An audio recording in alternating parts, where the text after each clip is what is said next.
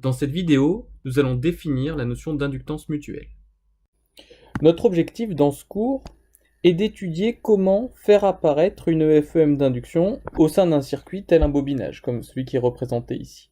Alors, la FEM d'induction, on le rappelle, d'après la loi de Faraday, est égale à moins la dérivée du flux de B par rapport au temps, à travers le bobinage. Alors la question qu'on se pose, c'est comment créer cette tension E, cette EFM E. Alors, plusieurs manières. La première technique qu'on avait vue, c'était d'approcher et d'éloigner un aimant.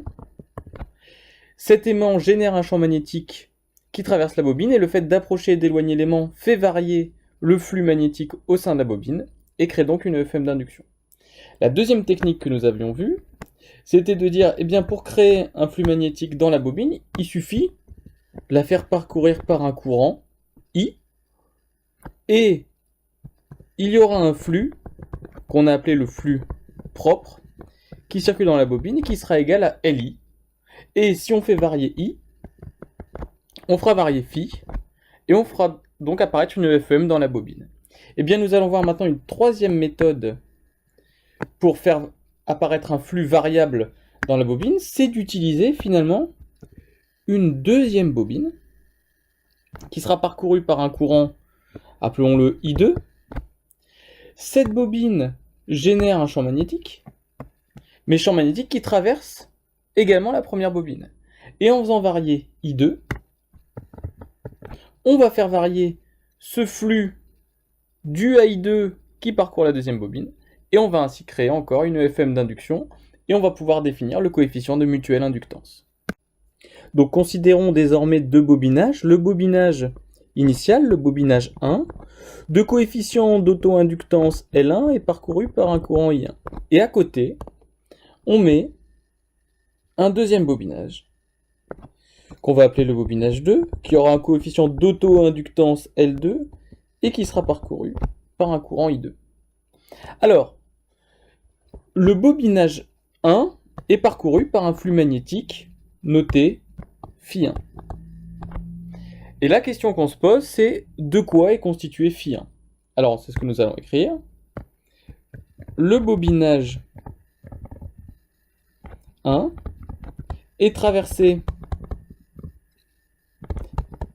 par un flux magnétique phi 1 constitué de... Alors analysons la situation. Quels sont les flux magnétiques qui vont créer phi 1 ? Alors, si on efface phi 1 pour l'instant, analysons le système. On a déjà un bobinage parcouru par un courant I1, et nous avons vu que ce courant I1 allait générer un flux à l'intérieur du bobinage, et ce flux, on l'avait appelé le flux propre, phi 0, 1, qui est proportionnel à I1. C'est ce que nous avons vu dans une vidéo précédente. Donc, les flux magnétiques qui traversent le bobinage 1 sont déjà constitués du flux propre phi 0,1 proportionnel à I1 et qu'on peut écrire phi 0,1 égale L1 I1. Mais il n'y a pas que ça.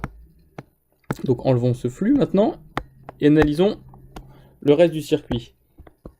On a maintenant un deuxième bobinage à côté qui est parcouru par I2, qui crée donc lui aussi un champ magnétique qui a une certaine extension spatiale et donc qui va traverser également le bobinage I1.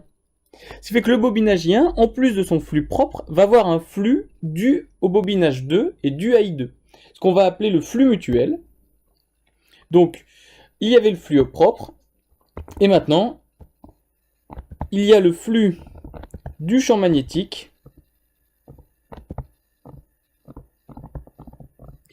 créé par le deuxième bobinage.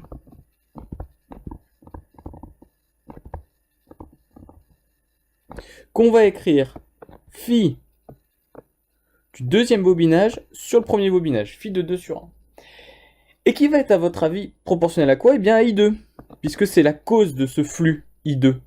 Ce I2 ici, le courant 2, est la cause de ce flux, donc ce fluide 2 sur 1 va être proportionnel à I2 et le coefficient de proportionnalité, on va l'appeler M, et coefficient de mutuelle inductance.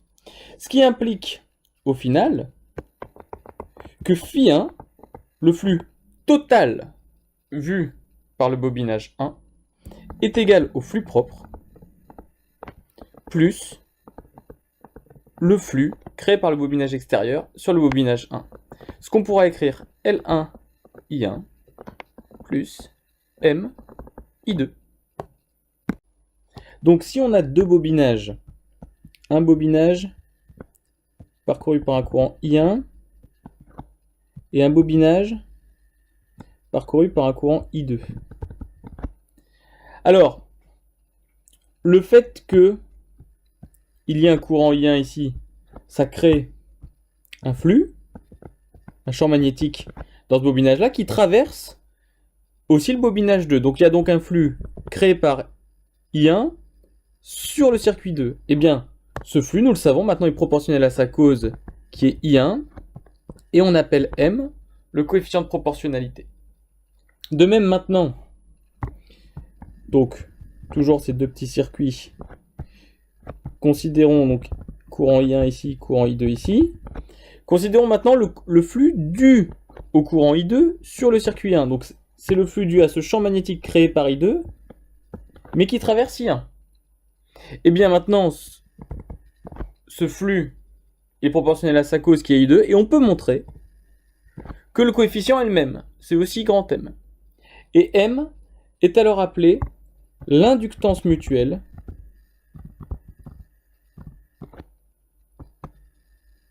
entre les deux bobinages.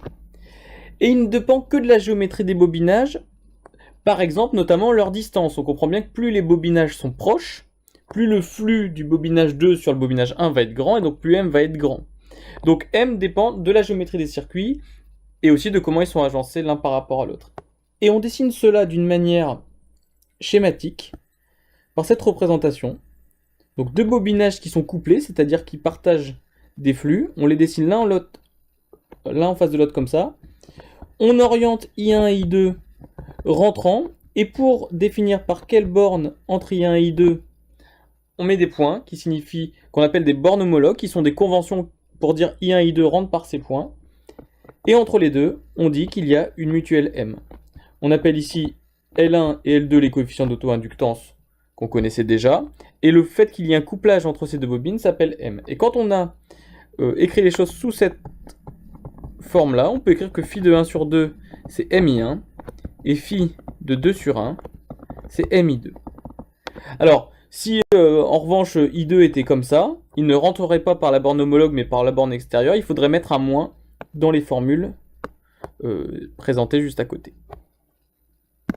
Alors, on va appliquer ce qu'on vient de voir pour déterminer la tension aux bornes des deux bobinages ainsi couplés. Alors, par exemple, prenons notre bobinage 1, qui est comme ça, donc avec la borne homologue, I1